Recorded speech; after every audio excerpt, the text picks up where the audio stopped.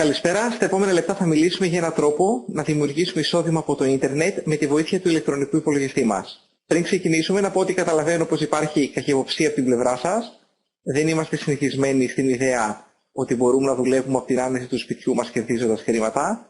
Όπως ξέρουμε όμως, οι ευκαιρίες βρίσκονται σε αυτά που θα συνηθίσουμε, όχι σε αυτά που έχουμε ήδη συνηθίσει. Παρ' όλα αυτά, να ξεκαθαρίσουμε το εξής. Συμπληρώνοντας τα στοιχεία σας στη φόρμα, όχι μόνο θα μάθετε πώς να δημιουργήσετε άμεσο εισόδημα, αλλά θα δείτε και αποδείξεις ότι ό,τι πούμε δουλεύει σήμερα στην Ελλάδα. Μάλιστα, θα έχετε και τη δυνατότητα να μιλήσετε και προσωπικά με κάποιους ανθρώπους που έχουν πετύχει στην online δημιουργία εισοδήματος πριν καν χρειαστεί να αποφασίσετε για οτιδήποτε.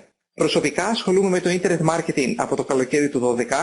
Δεν είχα καμιά σχέση με ηλεκτρονικούς υπολογιστές ή με τις mobile apps. Παρ' όλα αυτά, όταν ξεκίνησα βλέποντας ένα βίντεο περίπου σαν αυτό που βλέπετε σε αυτή τη στιγμή. Κέρδισα τον πρώτο μήνα περίπου $500, τον τρίτο μήνα πάνω από $1000 και αυτό ήταν ένα χρόνο πριν.